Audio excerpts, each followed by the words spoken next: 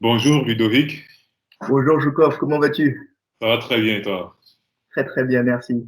Super, je suis très heureux de te recevoir sur ma chaîne aujourd'hui. Merci. Euh, déjà, vous pouvez constater mon fond, vous allez comprendre pourquoi en fait j'ai mis ce fond en fait. Donc, comme toutes les personnes que j'invite sur cette chaîne en fait, Ludovic, je trouve que voilà, tu es une personne inspirante. Oui. C'est vrai que ce que tu fais, tu ne le fais pas depuis longtemps, mais justement, Euh, j'ai vu quelque chose qui m'a franchement marqué, c'est que j'ai juste vu une explosion en fait.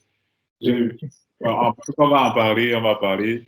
Donc voilà, je vais expliquer aux invités, aux personnes qui écoutent le cours de l'interview. En fait, donc Ludovic va se présenter, il va Oui. dire qui il est, il va dire ce qu'il fait. Et ensuite, de fil en aiguille, en fait, on va essayer de le connaître, savoir pourquoi il fait ce qu'il fait et quels sont ses objectifs. Ok, ben, je te laisse te présenter, Ludovic. Ok, d'accord. Ben, tout d'abord, je voulais te dire merci pour l'invitation que tu m'as donnée sur ta page YouTube. C'est un très grand honneur d'être mis en lumière par rapport à toi. Alors, moi, je m'appelle Ludovic Cité. J'habite à Londres. Je viens de la Guadeloupe, de l'île de la Guadeloupe. Et de profession, je suis entrepreneur maintenant. Et de 0 à 4 ans, quand j'étais très jeune, j'étais un enfant très turbulent, vraiment instable. J'avais beaucoup de curiosité, et j'étais très hyperactive.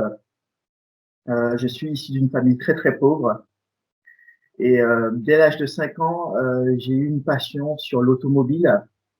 Et ma mère a découvert la merveilleuse passion pour moi qui est le dessin. Ouais. Et à l'âge de 4 à 14 ans, je faisais beaucoup de sport, je faisais beaucoup d'athlétisme aussi. Je suis un sportif aussi. J'ai fait les championnats de la Guadeloupe d'athlétisme à 14 ans. Ouais. Et de l'âge de 14 ans, je suis parti de la Guadeloupe et je suis direct allé en métropole. D'accord. En métropole, c'était un nouveau cadre, la température c'est pas pareil, tout est différent, je dois m'adapter à une nouvelle vie. Et tu sais, j'ai atterri dans le 93, dans la banlieue. Ouais. Et tu sais, forcément, dans la banlieue, il y a deux directions à prendre. Soit la délinquance, ou bien soit le bon côté. Mhm. On a vite fait de choisir le bon côté. Ouais. Alors, on essayait de voir quel champ de sport que je pouvais faire entre-temps, quels sont les potentiels, potentiels choix qu'il y avait à faire. Et moi, comme la température me plaisait pas trop, j'étais pas très froid, je voulais chercher quelque chose qui se passe à l'intérieur. Mhm. Alors, il y avait une association dans ma ville, je viens de la ville de Bobigny, euh, qui faisait de l'artistique. Tu sais, il faisait beaucoup de peinture, il faisait beaucoup de danse. Et notamment, j'ai découvert le monde de la capoeira. Mhm. Alors, j'ai commencé la capoeira à l'âge de 14 ans.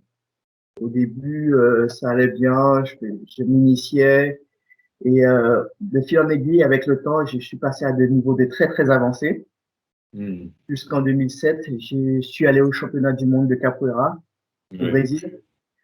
Ah, Euh, oui, je suis terminé dans les 3 premiers.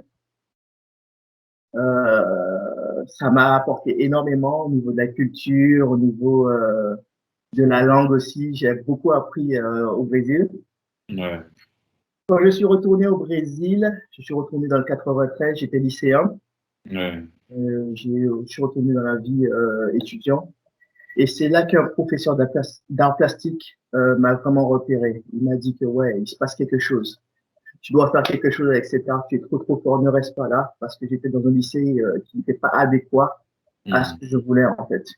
Alors du Ouais. coup, ils ont convoqué mes parents. Ils ont dit il faut sortir votre fils là, il faut faire quelque chose, il a trop de talent.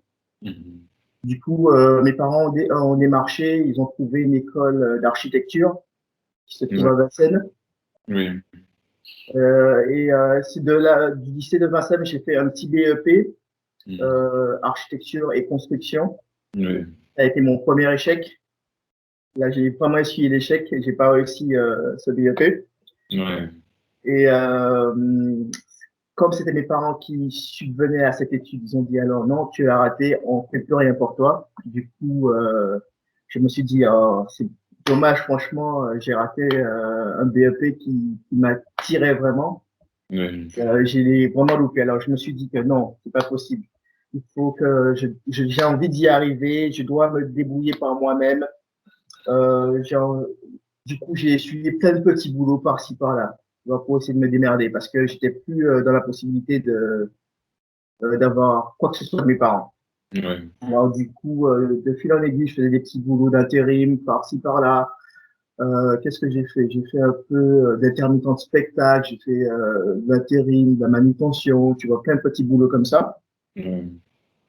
Et jusqu'au jour où j'ai eu vraiment un déclic parce que tu sais, dans les boulots d'intérim, c'est très dur, c'est très compliqué, c'est des métiers souvent très physiques. Je me suis dit non, j'ai essuyé un premier échec en BEP architecture, il faut que j'aille plus loin. C'est pas assez, il y a un truc qui manque encore, tu vois. Oui. Alors j'ai essayé de démarcher sur des petites annonces par-ci par-là pour essayer de retrouver des d'archi ou quoi que ce soit, mais à l'époque c'était très très dur. C'était soit inaccessible, soit c'était trop loin par rapport à où j'habitais, parce que j'habitais encore en banlieue, mais j'avais déménagé pour aller encore plus loin. Oui. Du coup, j'ai trouvé j'ai trouvé un bon établissement qui se trouve à Paris. Je sais pas si tu as déjà entendu, ça s'appelle ITCOM Art Design. Ils font beaucoup de web designers là-bas, ils font beaucoup d'archi d'intérieur. Et c'est là que j'ai découvert le monde de l'archi d'intérieur. Alors, je faisais beaucoup d'architecture d'intérieur. Oui. C'était une école très très chère. J'étais tout seul, j'étais obligé d'aller démarcher des banques pour voir si je pouvais débloquer un crédit, tout ça. J'ai réussi à rentrer dans cette école.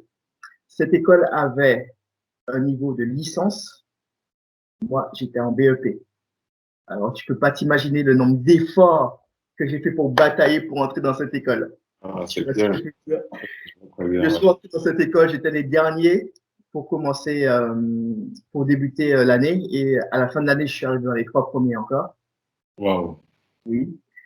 Et malheureusement, j'étais tout seul. C'était trop dur.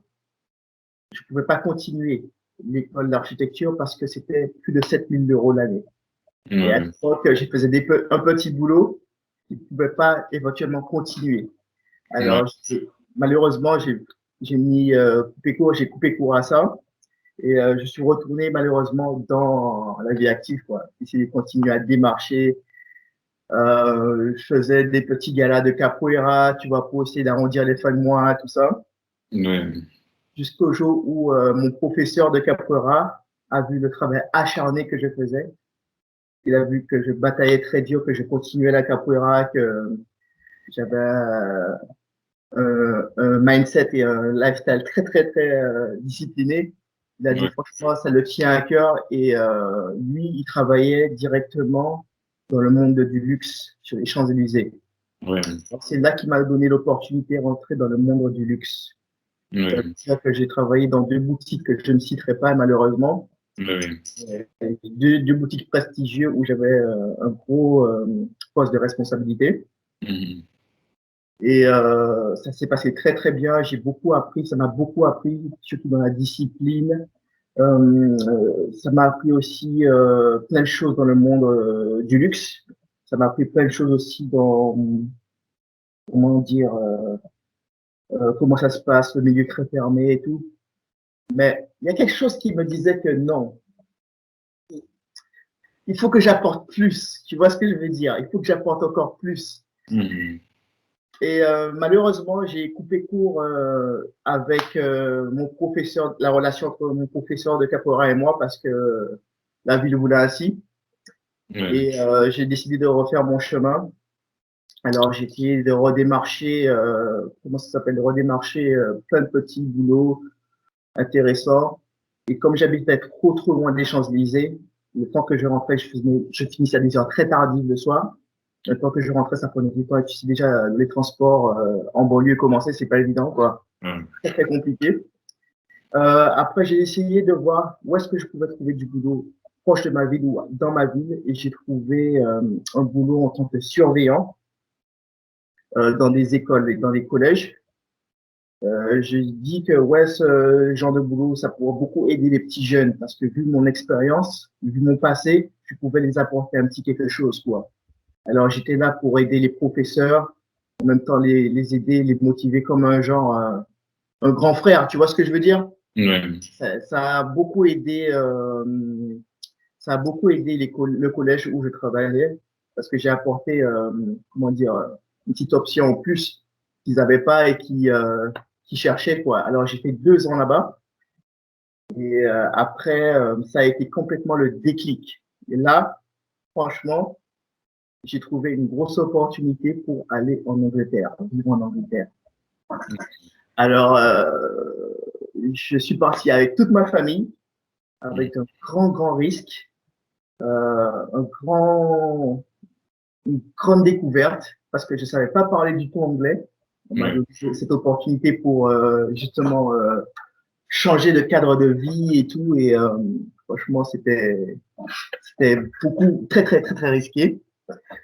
Euh, Qu'est-ce que j'ai fait là-bas? Je suis reparti à zéro. Mhm. C'était vraiment la guerre. J'ai fait des petits boulots d'apprentissage de la langue. J'ai fait des cours du soir aussi. Tellement c'était la galère et que j'avais pas la langue, j'ai commencé avec des petits boulots à 3 pounds de l'heure. Je sais pas si tu te rends compte. Ouais, Qu'est-ce que c'est c'est 3 pounds de l'heure? oui, C'est rien du tout. rien, ouais, c'est C'est pratiquement rien du tout. Alors, j'ai cravaché, j'ai bossé, j'ai bossé, j'ai bossé, jusqu'à temps que j'ai fini sous-chef dans un prestigieux restaurant ouais, super. à London Bridge. Je ne sais pas si tu connais London Bridge. Oui, C'est je un connais. restaurant italien qui est juste à côté et j'étais sous-chef là-bas. Et c'était très intense, c'était très challengeant. Je me sentais très, très bien. Mais malheureusement, tu me connais, je suis quelqu'un d'hyperactif qui n'aime pas être dans la monotonie, tu vois. Alors j'ai décidé de changer de métier et avec mes expériences du passé, Ouais, j'ai décidé de prendre ce skills-là, ça, pour faire quelque chose de nouveau et avancer surtout dans la communication. Parce que d'accord. j'étais dans un pays nouveau et il fallait beaucoup de communication. Parce que je viens d'Europe et il faudra donner 2 fois plus pour avoir le même niveau que les Anglais. Alors du coup, on m'a proposé un boulot dans le milieu hospitalier. J'ai travaillé là-bas en tant qu'aide à la personne. J'étais en partenaire avec les nurses. J'ai travaillé pour une section spéciale pour des gens qui sont très très haut placés, des gens qui venaient de Dubaï, des gens qui venaient de Russie, des gens qui étaient très très bien financièrement. Ça m'a Ouais, beaucoup apporté. J'ai travaillé beaucoup ma communication et je suis resté à peu près 3 ans là-bas.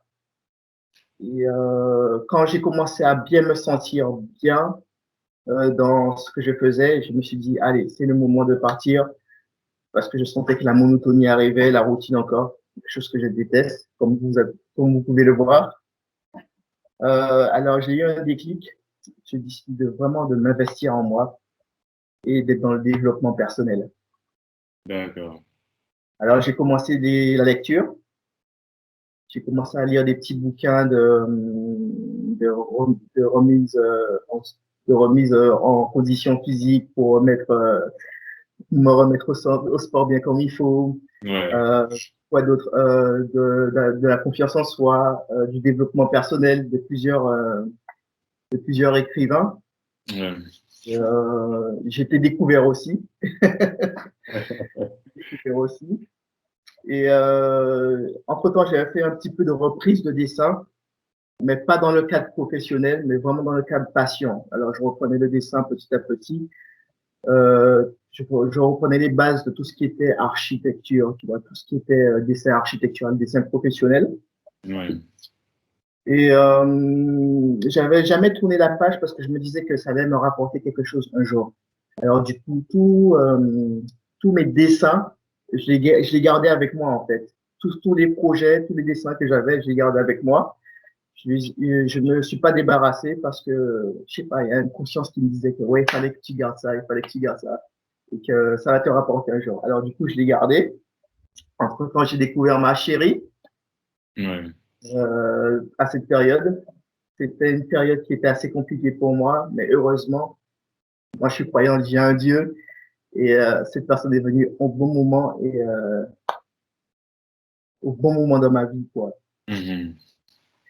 Et un jour, elle m'a dit, Ludo, pourquoi tu n'essaies pas de te mettre dans la peinture? Je me suis dit, ouais, non, mais moi je connais pas ce genre de pratique, j'ai jamais essayé et tout. Pourquoi tu veux que je me mette dans la peinture? Je suis fort en dessin. Elle a fait, non, mais essaye, essaye pour moi. J'ai fait, ok, bah, je vais essayer. Je me suis dit, ouais, vas-y, je vais essayer. Bon, allez, j'ai commencé. Pour moi, c'était dégueulasse, hein. Mais c'est là que ça a été la révélation. Elle a dit, mais c'est génial, tu sais peindre et tout. J'ai fait, ah, tu sais, on va voir, on va voir. Alors, du coup, j'ai continué, j'ai continué, j'ai continué et c'est arrivé à ce que je suis actuellement. Ouais. Je suis entièrement reconnaissant pour ça. Franchement, elle m'a vraiment aidé à me lancer et tout. Et franchement, c'est quelque chose d'incroyable. Et c'est en ce moment-là ça aussi que j'ai décidé de me mettre dans l'entrepreneuriat Ouais. parce que j'avais marre de la routine, tu sais, du salariat et comment on appelle ça? Métro, boulot, dodo. Exactement. Et je voulais devenir mon propre patron aussi. Tu vois ce que je veux dire? Ouais, je vois très bien. Alors, j'ai décidé de me lancer dans le business. Je suis entrepreneur aussi en logistique Ouais. et je suis artiste, Ok. artiste que je suis. Ouais.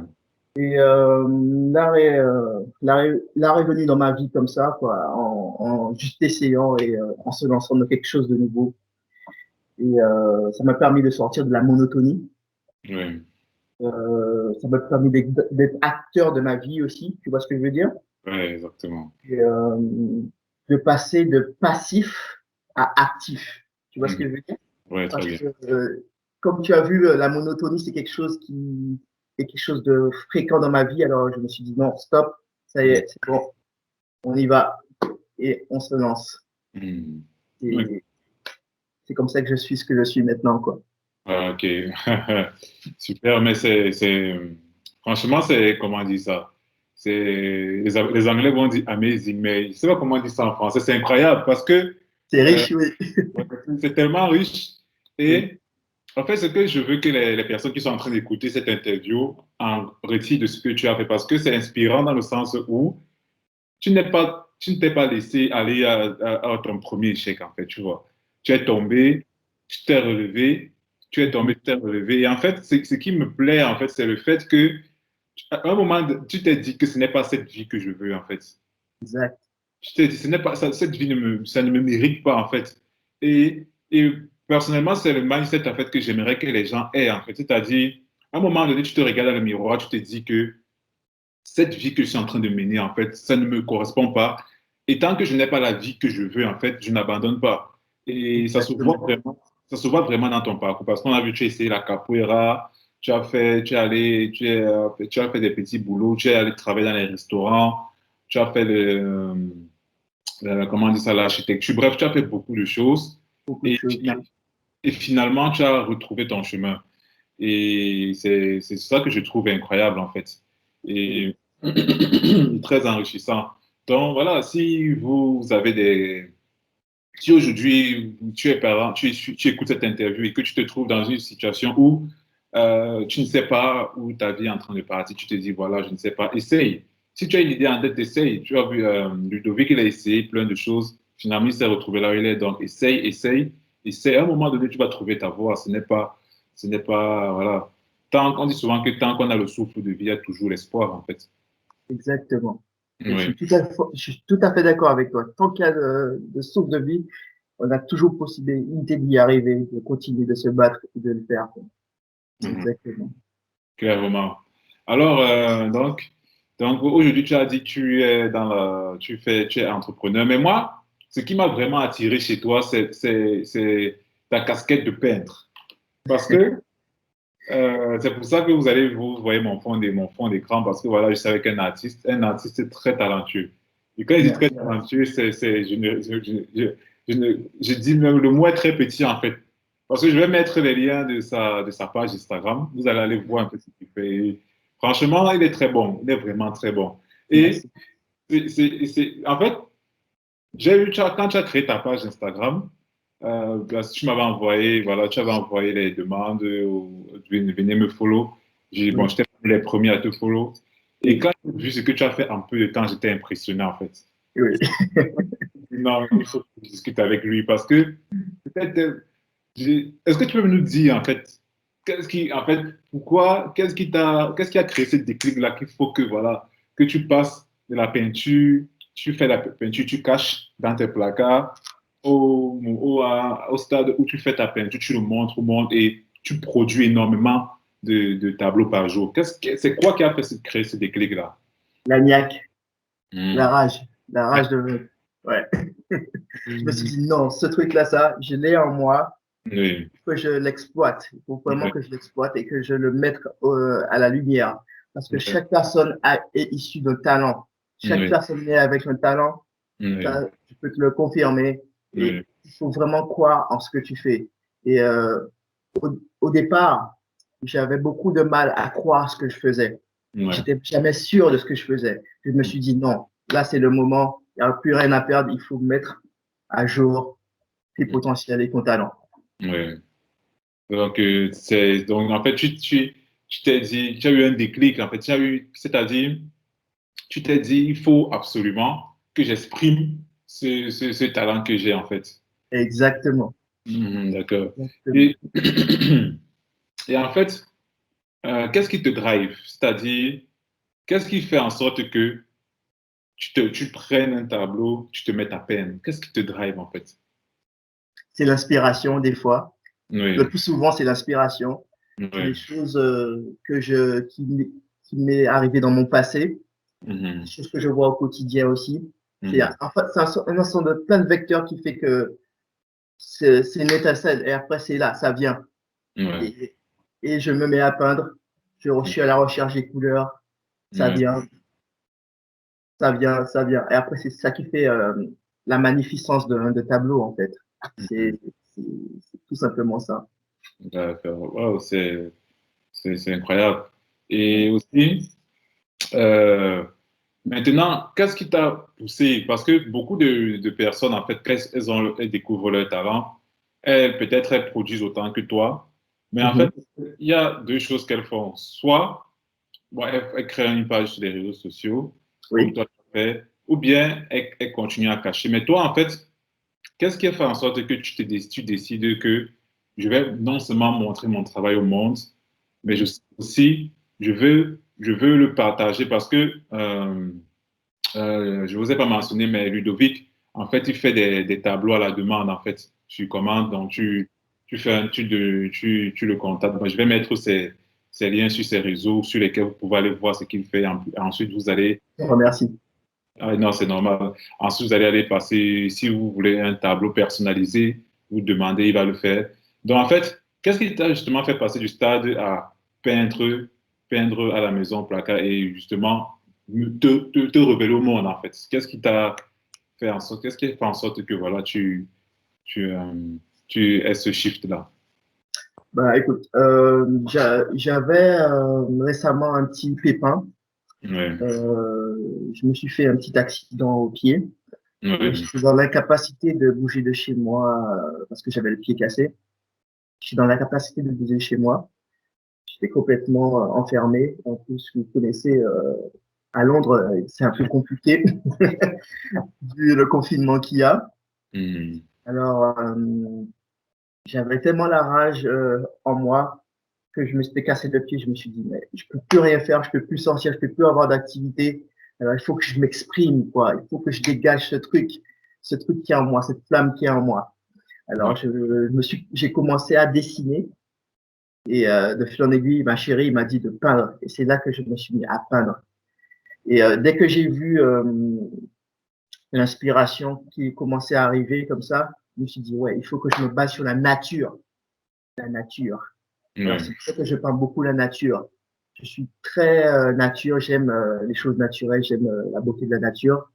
Et le plus souvent, dans cette inspiration que je prends racine, quoi. C'est la nature. Et le fait que j'ai eu ce problème de pied, ça m'a littéralement coincé chez moi.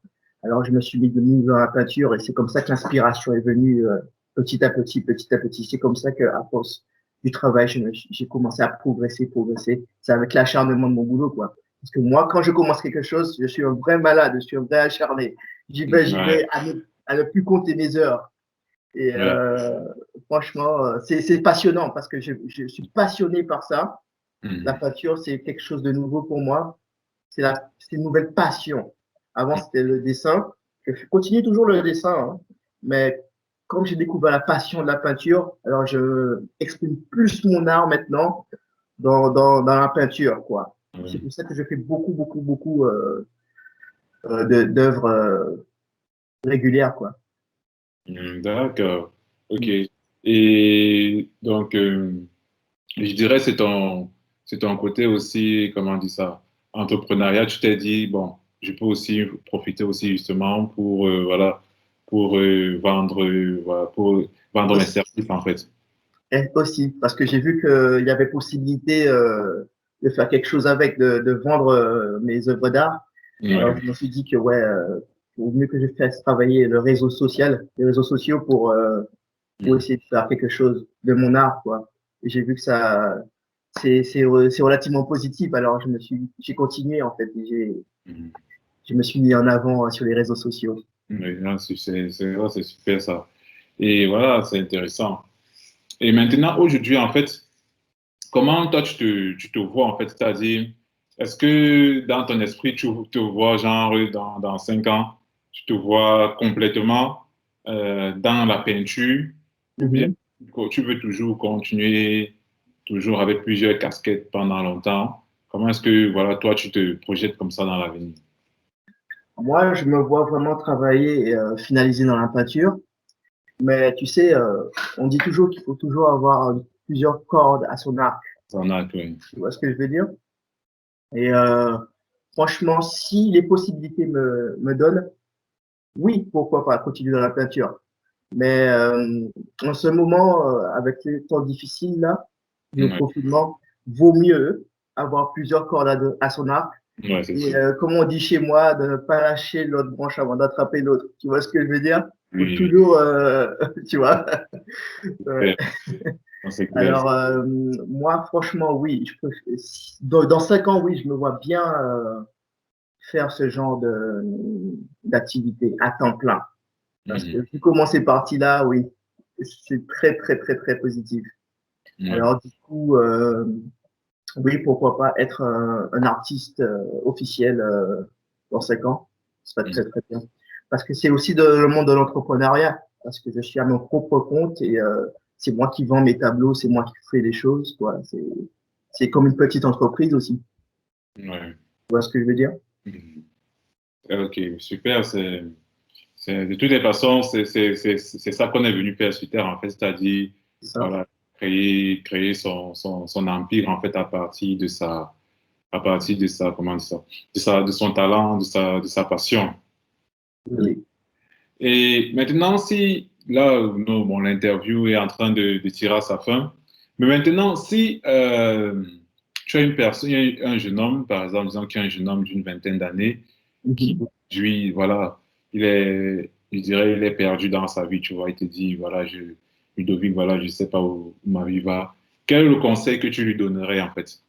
Genre une mission de vie. Bon, n'importe quoi, c'est-à-dire, disons qu'il vient, il se place devant toi, il te dit, Ludovic, je ne sais pas où ma vie est en train de partir. Qu'est-ce que tu me conseilles? Je lui conseille déjà de croire en lui. Oui, Déjà, c'est le plus important. De sortir, de se battre. S'il a des rêves, de continuer de se battre pour ses rêves. C'est très important. Ne lâche pas ton rêve. D'aller jusqu'au bout de ses rêves. oui, Parce que chaque personne est venue sur Terre avec des rêves. Même si c'est difficile, même si c'est limite impossible de se battre toujours pour aller au bout de ses rêves. Parce que moi, comme vous pouvez le voir, je suis sorti d'une famille vraiment, voilà, très pauvre. Et j'ai gravi les échelons avec la force de ma volonté, la force de mon courage. C'est possible. Il y a beaucoup de personnes qui aiment le football. Il y a beaucoup d'exemples dans le monde du football. Il y a beaucoup de personnes qui aiment l'entrepreneuriat. Il y a beaucoup de personnes qui sont dans l'entrepreneuriat, qui donnent des sources de motivation. Moi, je suis une personne dans l'entrepreneuriat. Ce que je peux conseiller, c'est peu importe la condition, tu peux toujours aller plus haut. Tu peux toujours sortir de ta zone de confort. Tu, tu peux être au bas de l'échelle, te battre pour arriver au sommet. C'est possible. Ouais. Il y aura toujours des obstacles dans ta vie. Toujours, toujours, toujours des obstacles. Parce qu'une vie sans obstacles, ce n'est pas une vie palpitante. Tu vois ce que je veux dire? Ouais, je vois Moi, je très dis toujours de mon côté, plus dur est le combat, meilleure est la victoire. Tu vois ce que je veux dire? ouais. Parce que j'ai pratiqué diverses activités sportives et je suis très bien placé pour te le dire. Ouais. Alors, toujours avoir la foi en toi, croire en ce que tu veux faire et aller jusqu'au bout. Vraiment aller jusqu'au bout. Ne pas arrêter en chemin, aller jusqu'au bout. Et tant que tu n'as pas tenu la porte, l'ouvrir et voir qu'est-ce qu'il y a de l'autre côté, ne lâche pas l'affaire. C'est ça que je peux conseiller. Ne pas lâcher l'affaire. Ouais, super. C'est magnifique, en fait. C'est un très bon conseil, en fait. Même moi, ça me parle. Non, non, c'est un très bon conseil. Ça parle à tout le monde, en fait. Et voilà. En tout cas, je te remercie pour cette interview. Et voilà, j'espère que on aura encore d'autres occasions pour échanger ainsi. Ah, j'espère. Ouais. Grand plaisir. OK. Ben, je te remercie et je te dis à la prochaine. Merci beaucoup. À la prochaine. OK. Ciao.